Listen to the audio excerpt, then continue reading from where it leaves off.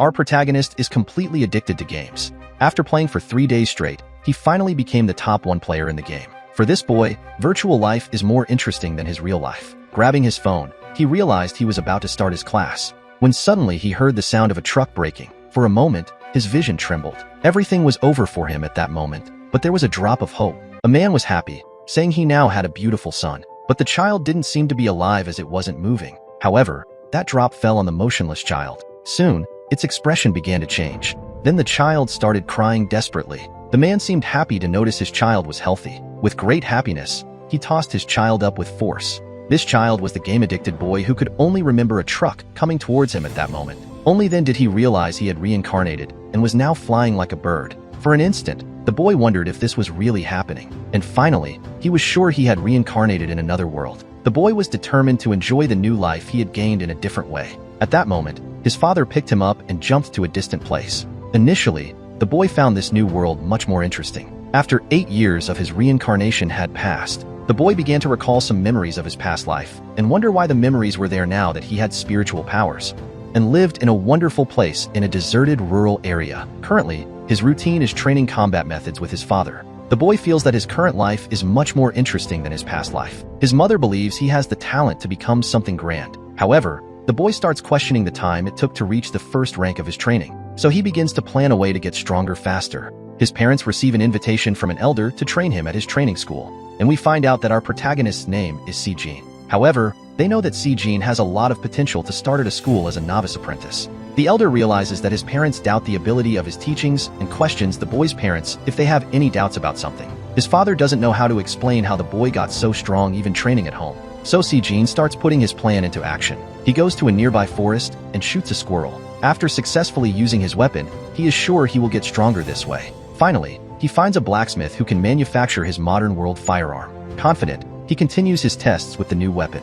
At that moment, a monstrous animal appears in front of him. The animal runs fiercely towards him. He shoots the animal several times, but he can't finish it off with the weapon. Then he has the idea of using a stone explosive grenade to kill the animal. Si-jin throws the grenade at the beast. His parents and the nearby elder manage to see and hear the destruction the grenade caused. Then they quickly move to the location. Upon arriving, they find Si-jin holding a weapon in his hand and the animal already lifeless. They wonder what had happened there. A while later, the elder scolds Si-jin for facing such a fierce animal even being at a very low level. But Si-jin is happy that the elder is surprised by his feat. The master asks how he killed the beast so quickly despite it being so strong. Then the master invites him to learn the main combat senses and advises Si-jin to hide his true identity. Si-jin asks the master which identity he is talking about, and the master explains that he is the son of 2 spiritual deities. Then he wonders what the master is talking about, and upon understanding, Si-jin is outraged to only find out now. His parents are embarrassed for not telling him before,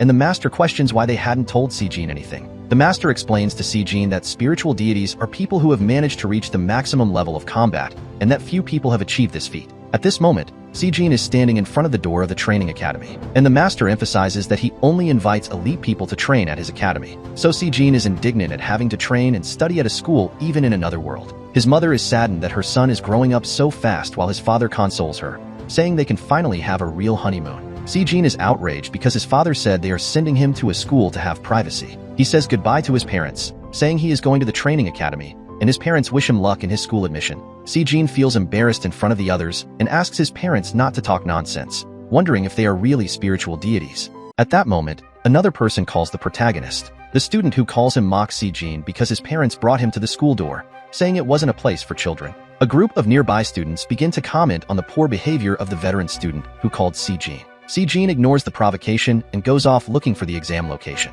Then the student yells at Si-jin, telling him to stop, saying the school is only for rich families and not for a country bumpkin.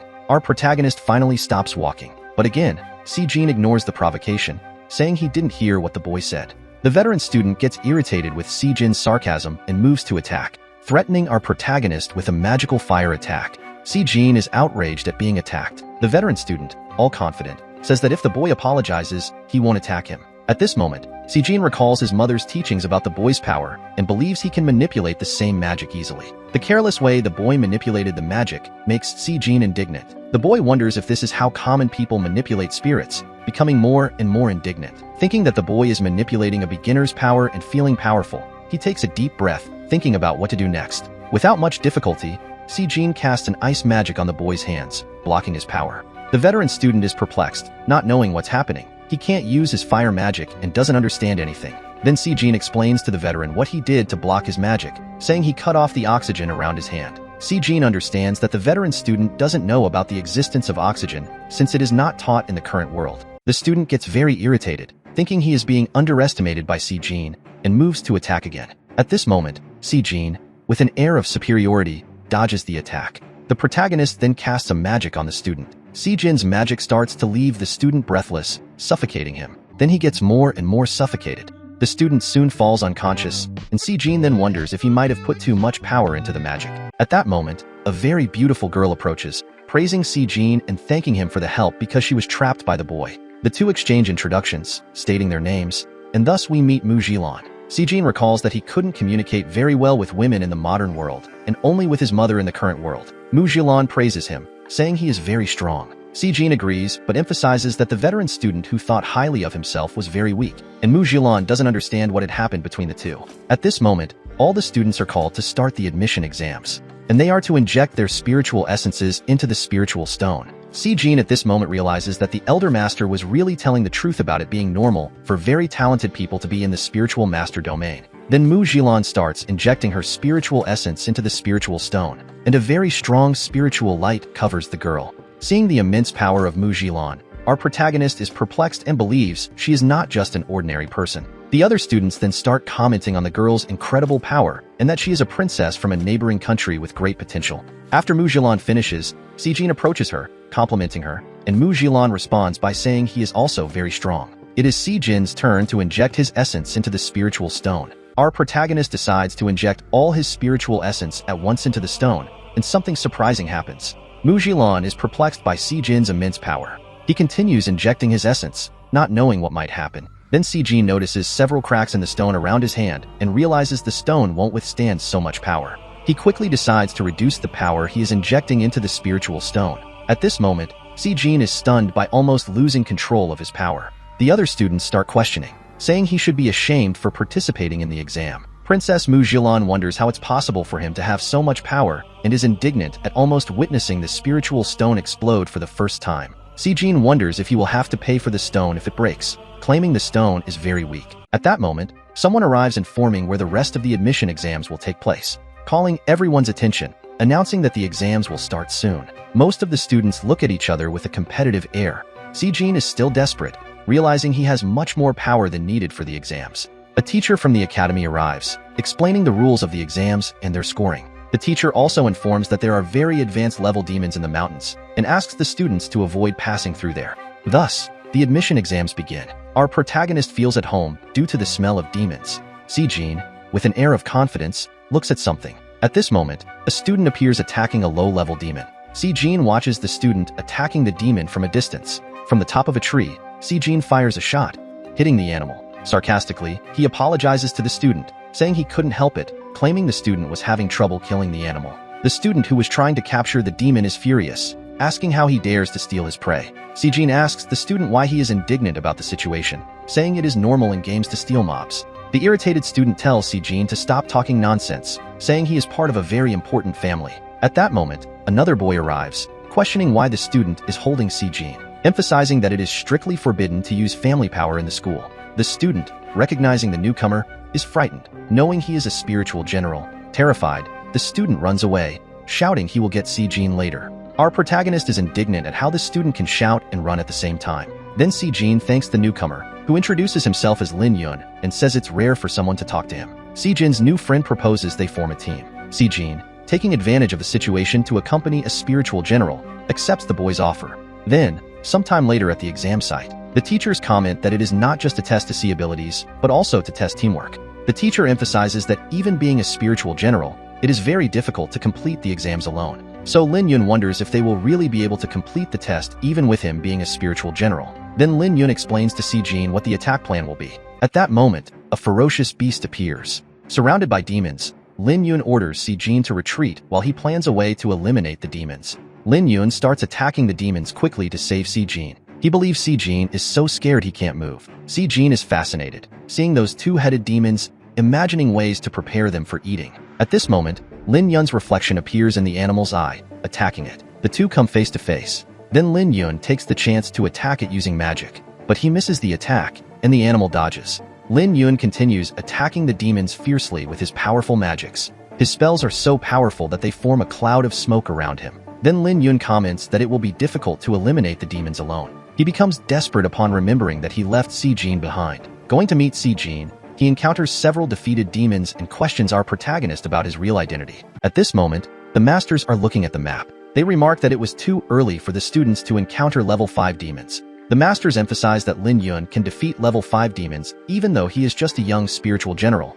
One of the masters stresses that the exams were created just to test the students' senses and that they should not face demons of such a high level. Another master explains that if the level 5 mountain demon is defeated, all other demons will lose their will to fight. Then the elder master, in his thoughts, implores Si Jin not to cause any trouble. Lin Yun tells Si Jin that he knows he is someone very powerful but is heading in the wrong direction. Lin Yun emphasizes that there is a very powerful level 5 demon in that direction and that Si Jin is crazy if he thinks about facing it. Si Jin emphasizes that he knows they couldn't defeat a demon of this level. He tells Lin Yun that someone went in the direction of the demon and might be in need of help. Lin Yun believes Si Jin and thinks he is an inexperienced student in spiritual detection. Observing the map, the masters are indignant with someone heading towards the level 5 demon. Everyone would be surprised to know who was heading towards the mountain demon. Then we discover it is Princess Mujilan, believing in her potential, and she decides to attack the level 5 demon. She quickly jumps from the tree where she was towards the monster, performing her first magical attack on the beast, creating a terrifying gust of wind.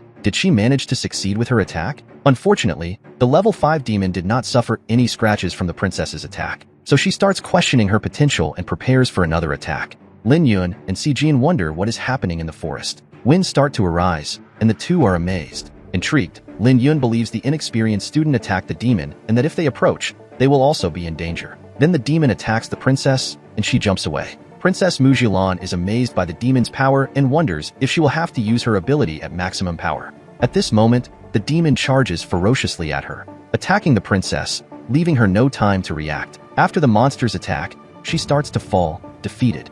She becomes indignant, believing she has reached her limit, wondering if it's all really over for her. At this moment, Si Jin runs towards the falling princess. Then Si Jin catches her in his arms. He asks the princess if she is okay. Mujilan is surprised to see who caught her. The princess gets down from Si Jin's arms. Our protagonist, realizing that the princess is okay, emphasizes that they must leave the area immediately. Then Si Jin has the feeling that he already knew that place. He claims that the level 5 demon there is a relative of the hill demon behind his house. Lin Yun then realizes that Si Jin has previously encountered powerful demons and asks him to take action. Si Jin, running, questions Lin Yun about his lack of common sense in wanting to face the demon. The young general gets irritated with Si Jin, asserting that Si Jin has been hiding his strength the whole time and tells him to stop pretending. Then Si Jin takes something hidden under his kimono. With an air of confidence, he pulls out a grenade. Si Jin throws the grenade towards the monster, and the two do not understand what is happening. Mujilan is scared and afraid, not knowing what will happen next. Our protagonist orders the two to duck,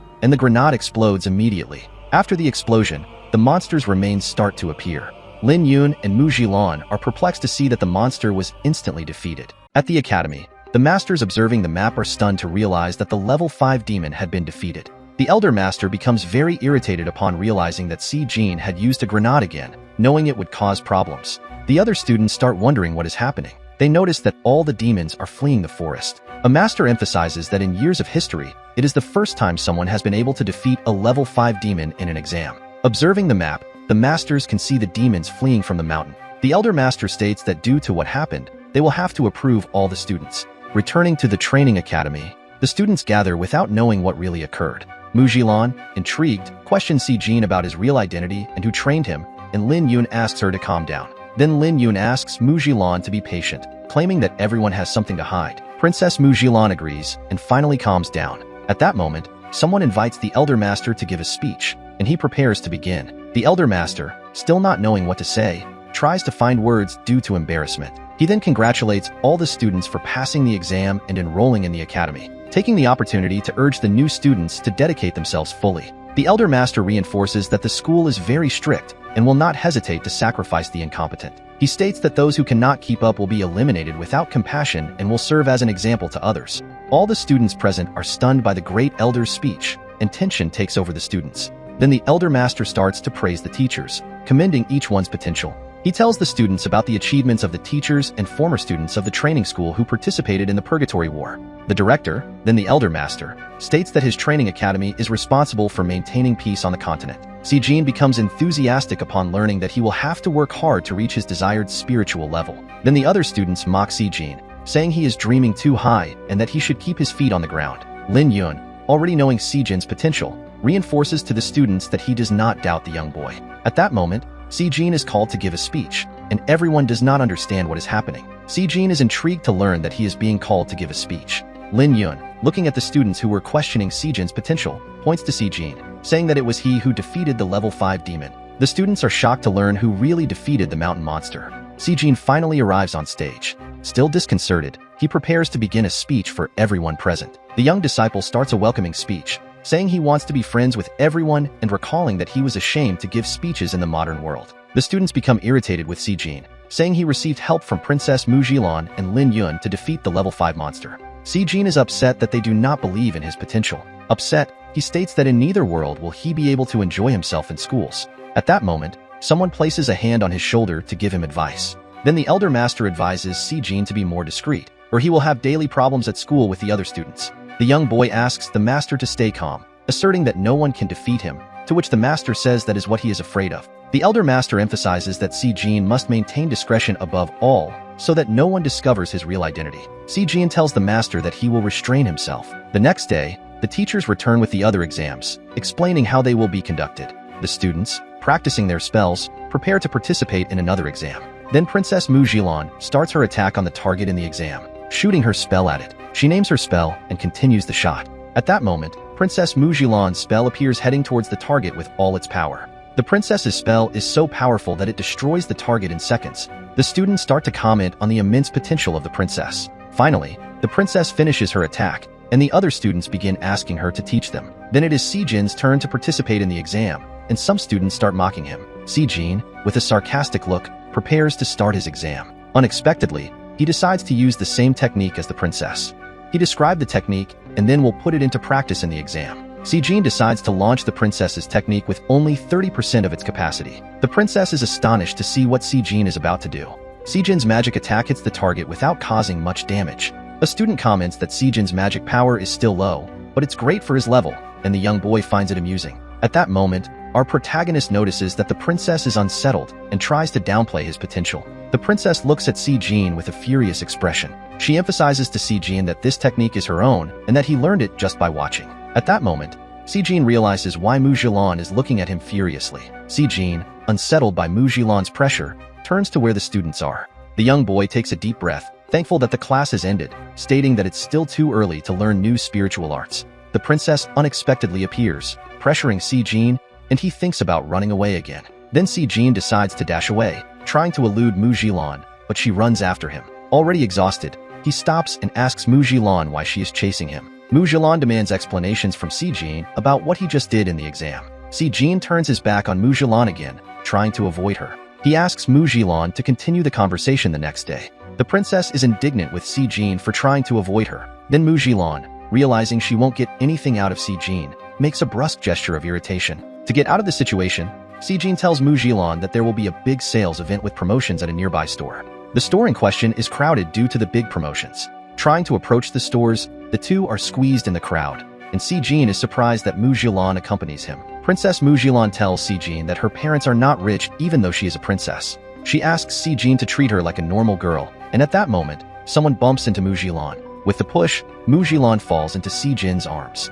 Unintentionally, she rubs her chest against the young apprentice's chest. The young boy is unsettled by the situation, which he finds very pleasing. Mujilan apologizes to Si-jin, but he says it's okay. Finally, Si-jin and Mujilan manage to reach the store and request some materials to buy. The princess picks up a little lamb in her hands. The little lamb in Mujilan's hands starts bringing back memories of where her parents live. At that moment, Si-jin appears with a pig mask, making jokes for the princess. Mujilan becomes very enthusiastic about the memories the little lamb brings of the sheep where she lived. Then the princess continues to recall happy moments from her childhood where she was raised. For a moment, Mujilan forgets the problems and tells Si-jin about the memories she had. The princess has a happy expression on her face due to her joyful memories, and then something unusual happens to her. She decides to return the little lamb to the seller, claiming she needs to focus on her goals. Si-jin asks Mujilan why she won't keep the little lamb, and she comments that the money is not hers but the people's. Then the princess quickly leaves the place, calling Si-jin to move on. Si-jin stands still and soon gets an idea.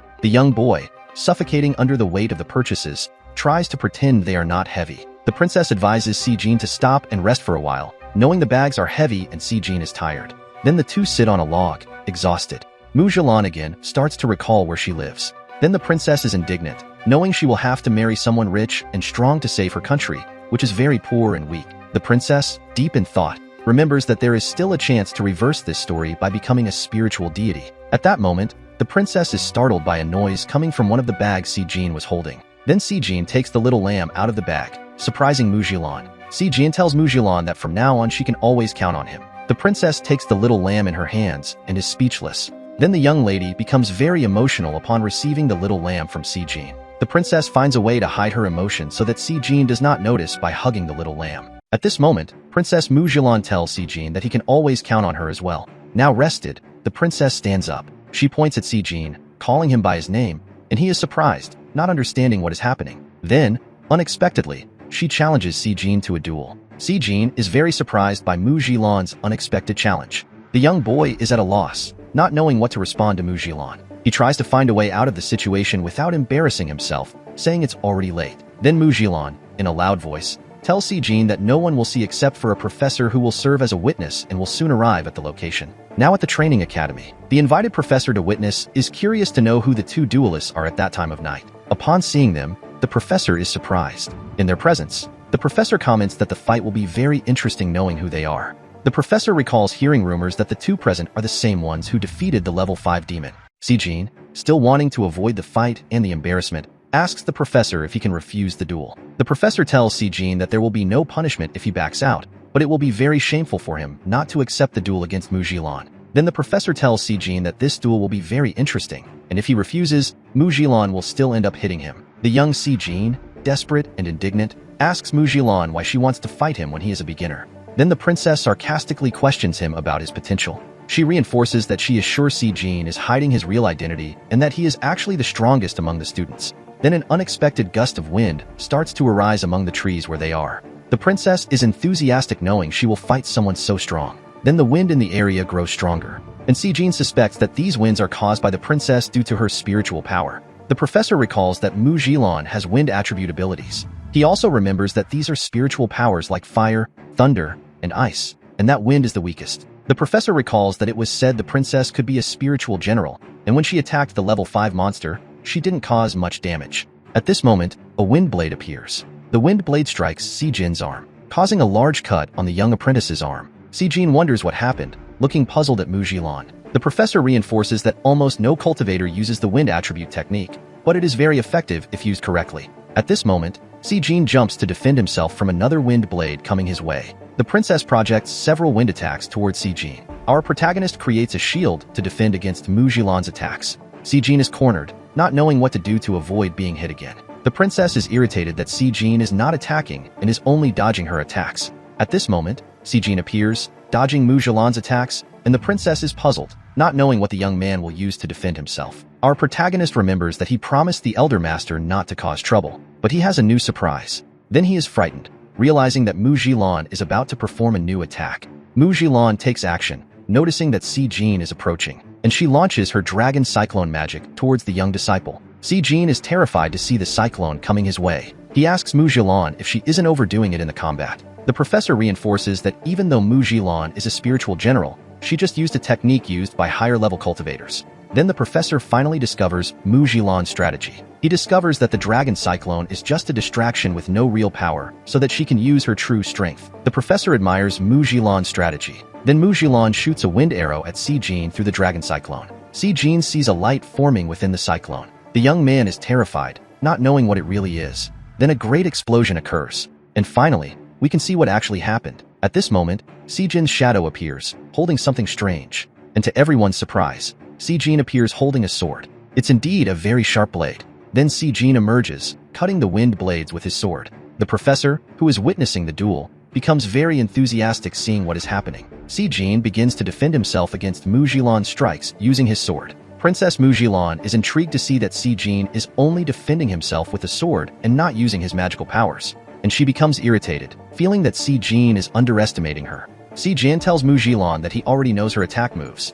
The young boy tells the princess that he will block all her unpredictable wind attacks with just his sword. Our protagonist seems very confident with his sword to defend against Mujilan's attacks. Then he starts cutting the wind blades one by one with great agility. Our protagonist cuts the blades without much difficulty. The boy truly has great skill with the sword, easily eliminating all of Mujilan's attacks. The professor is amazed, remembering that it is the first time he has seen someone using a sword against wind attribute attacks. Si Jin appears very confident. The young disciple shows that he is willing to block any attack Mujilan uses against him. At this moment, Si Jin starts to remember how he acquired his sword skills. He recalls being very enthusiastic at the time. The boy remembers his father running his hand along the blade of the sword, saying that the sword is an extension of the body and also explaining the main techniques of sword handling. Si Jin enthusiastically asks his father to start the training right away. Then his father tells the boy that in practice, it is just that, and the boy is left stunned, thinking it would be something extraordinary. He believed that his father was very weak and didn't really know how to handle a sword.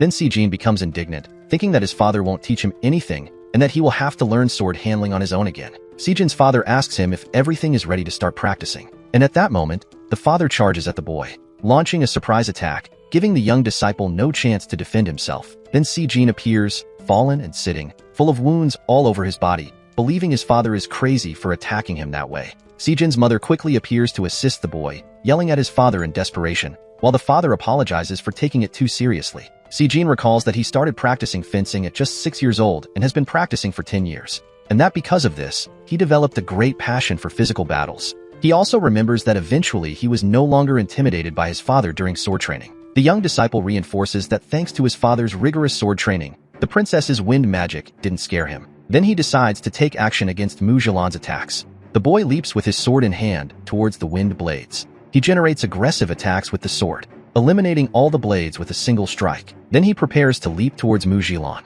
At this moment, Si Jin appears above Mujilan, ready to perform an attack with his sword, and Mujilan prepares for a counterattack. She summons a great level 5 wind spirit to counter Si Jin's attacks. The professor is enthusiastic to witness that incredible fight and wonders who will win. Then he takes an unexpected action and decides to stop the fight at that moment before something worse happens. At this moment, Si Jin decides to summon a level 1 spirit to execute his attack. Then he quickly launches the attack with his sword. The professor is stunned, not knowing what will really happen. Si Jin launches his level 1 attack against Mujilan's level 5 attack. The attacks collide, generating a great magical explosion, and something unexpected happens to Si Jin's sword. The sword begins to break into pieces. Indeed, this is unexpected. Si Jin's sword cannot withstand the force of Mujilan's magic and shatters into pieces. Likewise, Mujilan's hairpin also begins to crack, and Mujilan seems very surprised by the situation. Then the princess plants her feet on the ground to do something surprising. Our protagonist tells Mujilan that the fight is over and that it ended in a draw.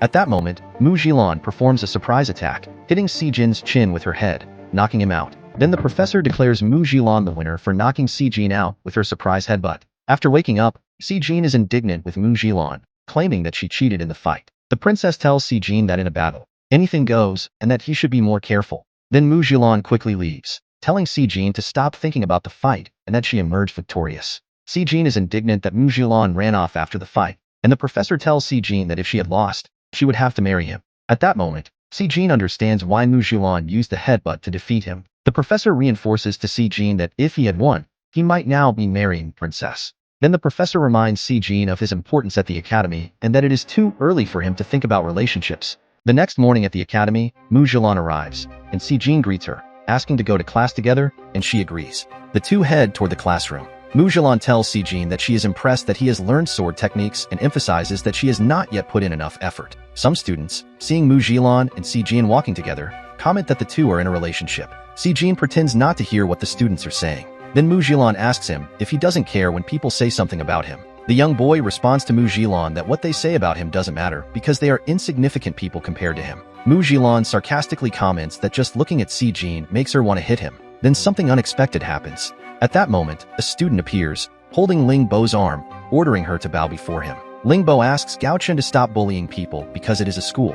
Si Jin comments to Mu Jilon that Ling Bo is from their class and that she is in trouble. Lin Yun comments that Ling Bo's family is a branch of Gao Chen's family. He emphasizes that Gao Chen's father is a master swordsman and that Ling Bo's father is very ill, which is why Gao Chun has resumed bullying Ling Bo. Then Lin Yun explains to Si Jin that the relationships among the nobles in the capital are very complicated, and that if he wants to help the girl, he is free to do so. The princess asks Lin Yun why he is so excited, and Si Jin prepares to defend Ling Bo. At that moment, Si Jin orders Gao Chen's family to stop bothering Ling Bo because it is very shameful due to her being a girl. Then Gao Chun, looking at Si Jin, says not to interfere because otherwise, he will be in trouble just like Ling Bo. Some students comment on the commotion and emphasize that Si Jin doesn't stand a chance against Gao Chun, and Gao Chun orders him once again to leave. Our protagonist, very confident, tells Gao Chun to take his hands off Ling Bo, or he will break them. Then Gao Chun, accepting Si Jin's provocation, asks Lin Yun if he will interfere in the fight. Lin Yun calmly reassures Gao Chun that he will not interfere as long as no confusion is caused. And so Gao Chun and his relatives feel more confident to attack Si Jin.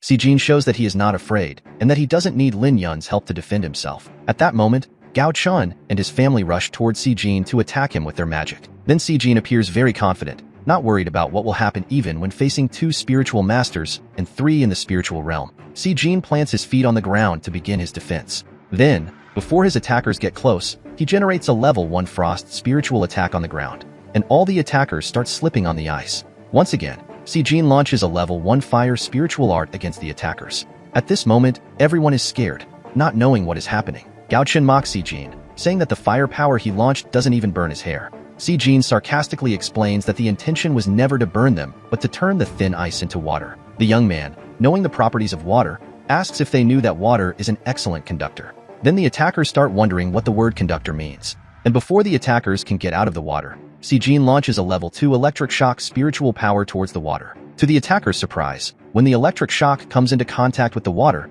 everyone starts receiving an electric shock. Then Si Jin mocks Gao Chun, who is lying on the ground already unconscious, saying that he doesn't even need to use much force against them, just wisdom. Then all the students start wondering how this happened, how one person defeated 5 people, even with 2 being spiritual masters. The attackers, still weak and lying on the ground, wonder how Si Jin was able to accomplish such a feat. Si Jin seems very proud of what he just did. At that moment, Gao Chun appears very irritated. Gao Chun shouts from a distance at Lin Yun, asking how he dares to let Si Jin bother him. Lin Yun emphasizes to Gao Chun that the matter has nothing to do with him, but with Si Jin. Then Lin Yun asks Gao Chun if he really wants to be finished off even after losing to Si Jin. Gao Chun is intrigued, not knowing what Lin Yun intends. Then Gao Chun bumps into Si Jin and looks at him with an intimidating gaze. Ling Bo thanks Si Jin for defending her. Then Gao Chun arrogantly says that this time Ling Bo is free, but next time there will be no mercy. Si Jin once again intervenes, asking if Gao Chun hasn't had enough of getting beaten. Ling Bo puts her hand on Si Jin's shoulder,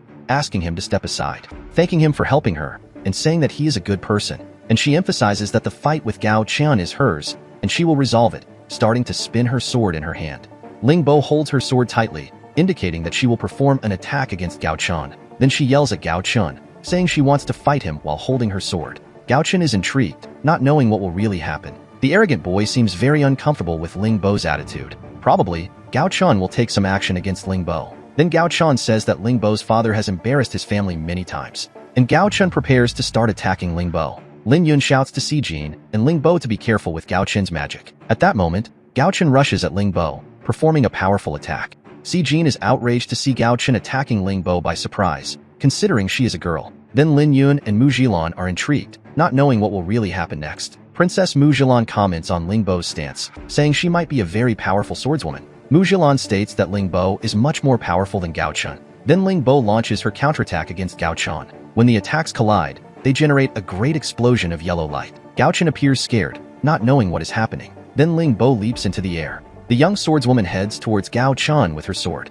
Gao Chun quickly creates magic to defend against Ling Bo's attack, but Ling Bo is determined to defeat him. After Ling Bo's attack, the arrogant Gao Chun looks at her in astonishment. Then Ling Bo quickly positions herself and launches another powerful attack against Gao Chun. So Gao Chun finds himself unsure of what to do to defend against Ling Bo's attack, and a very powerful magic arises between them, intriguing Gao Chun and Ling Bo not knowing where it comes from. The magic begins to grow larger between them, causing them to distance themselves. At that moment, Si Jin realizes that the magic is aimed at Ling Bo, so he decides to quickly run towards her. The young boy reaches out to help her, and without hesitation, our protagonist grabs Ling Bo to defend her from the magic. Already holding Ling Bo in his arms, he firmly plants his feet on the ground. Then Si-jin is intrigued, wanting to know who attacked Ling Bo. At that moment, a mysterious man appears. Si-jin asserts that this mysterious man is trying to finish off Ling Bo. And once again, Si-jin defends Ling Bo from another attack by the old man. At this moment, he is certain that the old man is trying to harm Ling Bo recklessly.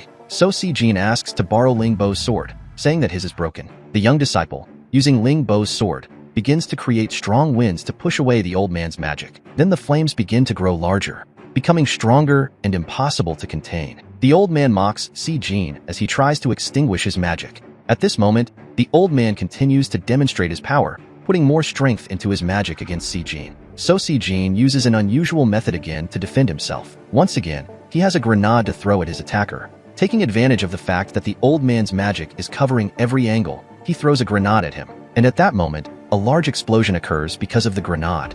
Then Si-jin appears holding the weakened Ling Bo in his arms. Princess Mujilan and Lin Yun run towards them, asking if they are all right. Si-jin informs Mujilan that he is fine, but the shock from the explosion caused Ling Bo to faint. At this moment, Lin Yun turns to the old man and asks what he intends with these attacks against the academy's students. The mysterious man explains to Lin Yun that he is merely teaching a lesson to the unruly students, as he is responsible for the academy's discipline. Then Si-jin asks Lin Yun who the old man is, and Lin Yun responds that he is Gao Qijin, Gao Chen's uncle and responsible for disciplining the students. Si-jin is intrigued to realize that Gao Qijin is so willing to harm them and wonders if he should return to the mountain. Then the young disciple questions Gao Qijin about his actions against the students, considering that he is responsible for their discipline, and Gao Qijin becomes very angry at Si-jin's question. At this moment, some students comment that it makes sense for Gao Qijin to be Gao Chen's uncle considering his actions, and they wonder if they should report what happened, but they are afraid of causing problems. Then Gao Chen calls his uncle, and he responds that there is nothing for Gao Chen to do there at that moment, but to go to his class. Si-jin questions the spiritual king and current school teacher about his actions towards his nephew, saying that he should discipline him. At this moment, some students who are witnessing what is happening comment on Si-jin's true identity. To avoid Si-jin's accusations, the spiritual king responds that he was just doing his duty as a teacher by separating the fight between his nephew and Ling Bo. And Si-jin emphasizes that everyone noticed that Gao Qijin was willing to harm Ling Bo rather than separate the battle. Then Gao Qijin becomes very angry with Si-jin because of his accusations, and says that he could finish him off without much difficulty. Very confidently near his uncle, Gao Chen taunts Si-jin, saying that next time he will teach him manners. Si-jin, with a sarcastic look, asks Gao Chen what he means by next time. And at that moment, Si-jin launches several attacks against Gao Qijin. Gao Qijin, very annoyed and confident in his power, blocks Si-jin's attacks without much difficulty, and Si-jin continues to attack relentlessly. At that moment, Gao Qijin, who was very confident, is surprised by Si-jin's magic piercing his barrier. He becomes even more intrigued because Si-jin is just a beginner in the training academy and cannot contain the attacks of the young boy. Gao Chen becomes desperate, fearing that his uncle might be injured. Then Si-jin, consumed by hatred, rushes at Gao Chen with his sword. Gao Chen finds himself in trouble and becomes stunned. Si-jin then delivers a fatal blow with his sword to Gao Chen, who begins to fall afterward. Taking advantage of Si-jin's distraction, Gao Qijin cowardly attacks him, but Si-jin is alert. Si-jin quickly turns, hurling his grenades at the elder, and Gao Qijin casting his powerful magic at the young boy. However, before the grenades could explode, something surprising happens. Someone reaches out to grab the grenades. Then the elder master appears, holding the grenades, aware of their power. Gao Qijin is startled by the situation. At that moment, the elder master seizes Gao Qijin's fist, blocking his magic. The academy director asserts to Gao Qijin that he has crossed the line. The spiritual king attempts to explain himself to the director, and the director reprimands him again for his actions, reminding him that he was a close friend of his grandfather and therefore would not overlook what he had just done. Gao Qijin apologizes to the director. At this moment, the elder master calls Si-jin over to talk. Si-jin asks his friends to take care of Ling Bo. The young princess worries about what will happen to Si-jin. The elder master orders Gao Chen to return home and await notification of when the school will reopen. Gao Chen, very irritated, calls out to Si-jin. Si-jin, standing near the elder master, taunts Gao Chen. Gao Chen and his uncle, seemingly defeated, are unsure of what will happen next. Concerned for his nephew, Gao Qijin asks how he is. The arrogant nephew, Gao Chen, tells his uncle he's fine and apologizes for involving him in the argument. His uncle orders Gao Chen to go home and recover so they can retaliate against Si-jin. At this moment, Si-jin is accompanying the elder master to his office. The elder master shows great interest in Si-jin's devices and asks to study them. Intrigued, Si-jin asks the director not to disclose his secret devices. At this moment, The Elder Master questions Si-jin about how he intended to evade Gao Qijin's attacks despite having the devices. The young disciple responds that he was certain Gao Qijin was determined to go all the way, but he was merely defending himself on instinct. Then the Elder Master again questions Si-jin about risking his own life for others. Curious, the director circles Si-jin, wondering how someone like him can exist. Si-jin decides to tell the truth to the director. Before Si-jin can speak, the director asks why he was defending Lingbo. And once again, another member of the academy asks Si-jin if he plans to start a harem. Si-jin tells the master that he can't stand by when someone is suffering. Intrigued, the Elder Master asks Si-jin if he will put himself in danger again. So Si-jin explains to the director that he used to be someone who suffered a lot in the past. The reincarnated boy recalls how unjust life was, seeing cowardly people taking advantage of the weak, who ended up isolating themselves in a virtual world. And finally, our protagonist realizes the real reason for his rebirth. He decides he will do what's right and not give in to wrongdoing, becoming stronger each time to defend the weaker ones. Then our young disciple declares he will become a spiritual deity like his parents. Our protagonist feels tired, and as if he has some disorder just because he has to go to school. He asserts that this happy new life of going to school, making friends, and falling in love has nothing to do with him. At this moment, the Elder Master reminds Si-jin that he has a status to uphold due to his family and must avoid trouble. Si-jin gets irritated with the Elder Master for once again ordering him to stay out of trouble. But Si-jin remembers it's very important to be at school to learn more about techniques and to maintain a balance between strength and weakness. So our protagonist believes he's equal to the strongest students in school due to his experience in games in his past life. The young boy wonders if this is the level befitting a child of two spiritual deities. However, he also believes he is not yet ready. So Si-jin is uncertain whether to focus on improving his strength or acquiring new explosive weapons. The young apprentice remembers that his weapons from his past life are very powerful in combat, but he knows it's like cheating. Then, in thought, the young disciple recalls that he must practice a lot while young, and at that moment someone calls him. However, because he is focused on his thoughts, he doesn't hear. Si-jin starts laughing to himself, remembering his thoughts about both his current and past lives. At that moment, a girl appears calling his name. This girl is Hua-yi, who introduces herself as his classmate. Si-jin apologizes to Hua-yi, saying he didn't hear her because he was lost in thought. Hua-yi tells Si-jin that she heard about his deeds against Gao Qijin, thinking he must be a terrible person. Already overwhelmed by the day, Si-jin asks Hua-yi if she needs something. Hua-yi glances at Si-jin as if she wants to ask something. Si-jin wonders if Hua-yi is also interested in him. Then, Hua-yi tells Si-jin that she has a letter to give him. Si-jin is startled to receive the letter, certain it's the legendary love letter. The young girl, a bit shy, asks Si-jin if he won't accept the letter. Si-jin extends his hand and accepts the letter gratefully, thanking Hua-yi. She then bids farewell to our protagonist, saying she will leave, leaving him in a daze. The young boy is all excited to realize there are many beautiful women in his class. Then, someone approaches Si-jin, asking if he's thinking about how many beautiful women there are in his class. And startled, Si-jin sees it's the teacher asking him this question. Then the same teacher reminds Si-jin that the letter may not necessarily be a love letter, but another challenge that could bring him more trouble. Si-jin decides to see what's in the letter. So the young boy heads to the medical center as per the invitation in the letter. And he is greeted by Hua-yi, who is very excited that he accepted the invitation. Si-jin asks Hua-yi why she is at the medical center, and she explains it houses spiritual healing arts, which is why she works there. Excited, Hua-yi asks Si-jin to come inside. Upon entering the room, Si-jin finds Lingbo recovering in bed. Lingbo asks Si-jin to find a chair and sit because Hua-yi won't let her leave the bed. Si-jin insists it's not a problem and he's perfectly fine standing, telling her she needs to take care to recover quickly. Then Lingbo compliments Si-jin's sword skills but reminds him that he lost his sword. Lingbo decides to gift Si-jin with a new sword that suits him, the famous demonic sword of forgetfulness. Si-jin wonders what kind of sword this is with such a frightening name. Lingbo asks Si-jin not to be afraid. Despite the intimidating name, the sword poses no danger to its wielder. Intrigued, Si-jin asks Lingbo why the sword has that name. Lingbo explains that so far, no one has been able to wield the sword effectively, which is probably why it's named so. The young swordswoman assures Si-jin she's willing to give him the sword because he saved her and believes in his potential. She recalls how our protagonist borrowed her sword to save her from Gao Qijin. Lingbo also remembers there was no fear on Si-jin's face when he was attacked by the old man. She also notes that Si-jin wasn't calm and cautious, nor was he risking his life, but rather had isolated himself from the world. The young swordswoman asks Si-jin not to be angry with her. She was just interpreting the situation, and so Si-jin understands why Lingbo offered him the demonic sword. Lingbo invites Si-jin to visit her house the next day to see the sword. Si-jin leaves the medical center, thoughtful and eager to meet the famous forgetfulness sword. Hua-yi questions Lingbo if it's right to give the sword she received from her father to Si-jin, and Lingbo believes it's fate. Si-jin walks apprehensively through the next day. The young swordswoman gets furious with Hua Yi for implying that the meeting between Ling Bo and Si Jin was destiny. Si Jin walks with hope that if the sword accepts him as its master,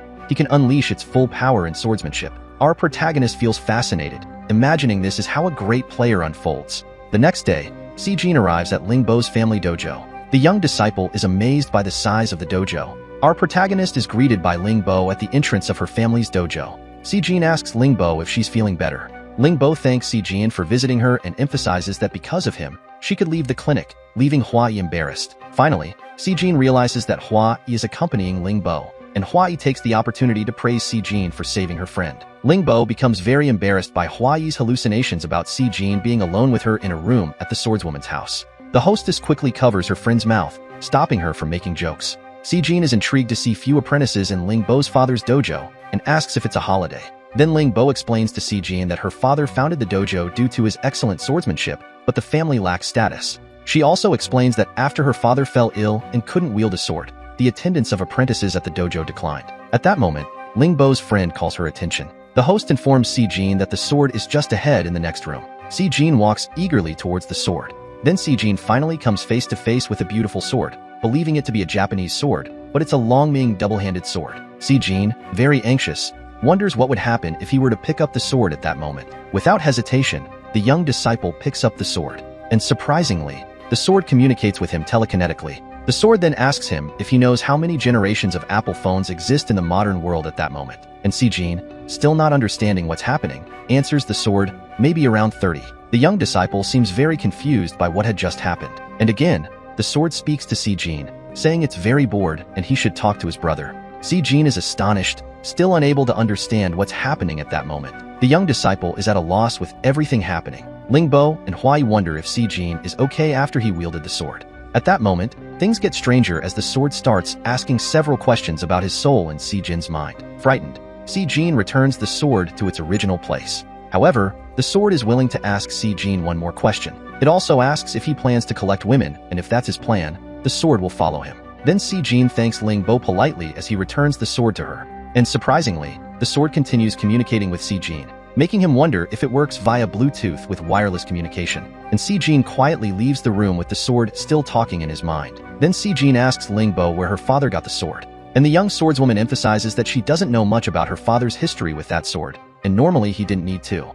At that moment, someone mocks Ling Bo, telling her to call her father. Ling Bo is intrigued, not knowing who is calling. And then, some swordsmen appear looking for trouble. The young swordswoman asks Si Jin to step back, as she will handle the situation. Si Jin is astonished by the situation and asks Ling Bo if these challenges happen frequently in her father's dojo. The young apprentice wonders if these troublemakers are hired by Gao Qijin's family for revenge. Enraged, the young swordswoman accepts the challenge of the troublemakers. At that moment, Si Jin holds Ling Bo's hand, asking her to wait. Si Jin believes the troublemakers are weak and were sent to test his powers. Then the three troublemakers feel offended and attack Si Jin and Ling Bo with their swords. The young reincarnated man uses Ling Bo's sword to confront the troublemakers, a fiery aura enveloping him. With great skill, Si Jin lands a precise blow on all three of them. Si Jin feels obligated to defend Ling Bo's father's honor. The young swordswoman and healer are astounded by Si Jin's incredible power and swordsmanship skills. The young apprentice is indignant to realize the three troublemakers were very weak. Then Ling Bo emphasizes that Si Jin must be very strong,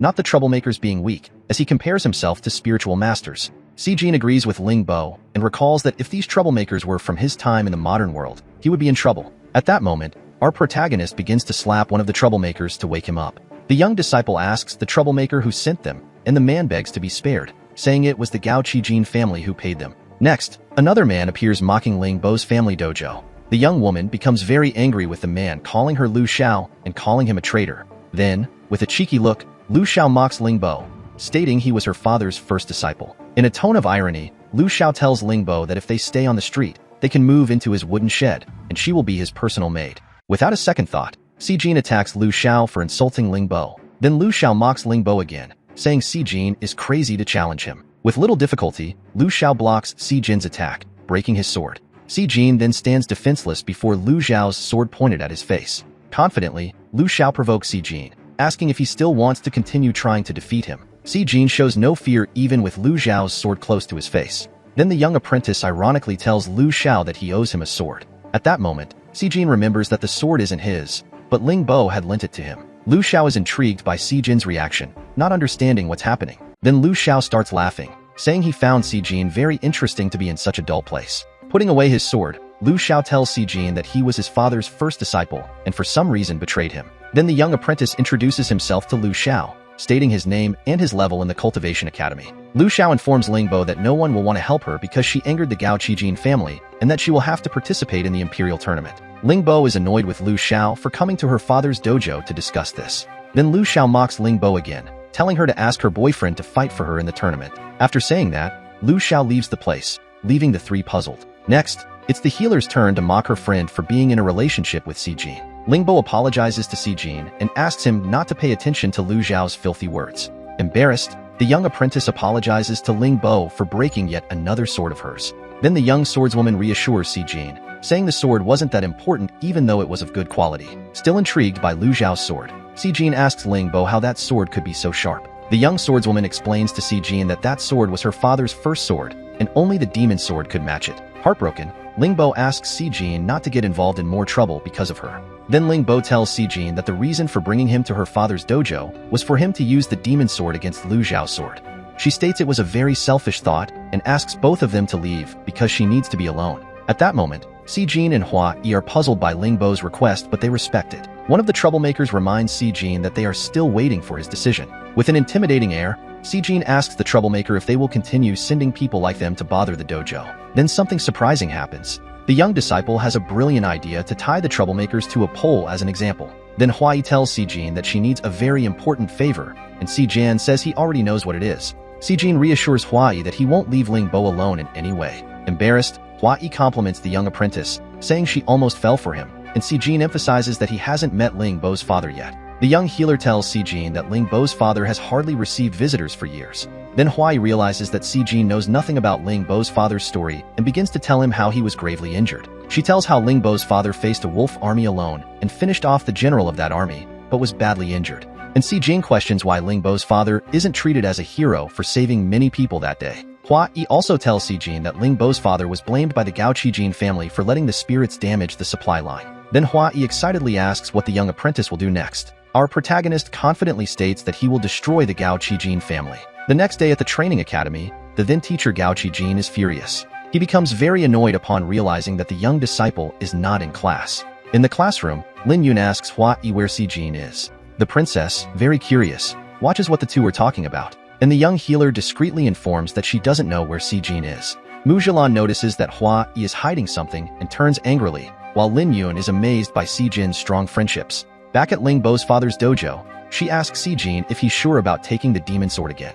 Then Si Jin reassures the young swordswoman that he feels good and confident with the sword in hand. Lingbo reinforces to Si Jin that everyone else who tried to take the sword felt unwell, but he takes the sword and reassures her. At that moment, Si Jin, now with the sword in hand, is intrigued as it isn't speaking to him. Our protagonist asks Lingbo to explain more details about the Imperial Tournament, and she begins to explain. The young swordswoman informs Si Jin that the tournament hasn't happened for years and is always held in the presence of the emperor. Lingbo also explains to Si Jin that the Imperial Tournament is where martial artists use their external qi in conjunction with their internal qi. Then Si Jin emphasizes that in the training school they only teach basic skills to the students. Lingbo agrees with Si Jin's statements but emphasizes that the cultivation of spiritual art has been completely altered by one person. Our young swordswoman recounts that thanks to this person's feats, almost everyone is now a spiritual artist. And for this reason, the Imperial Tournaments are a stage for martial artists.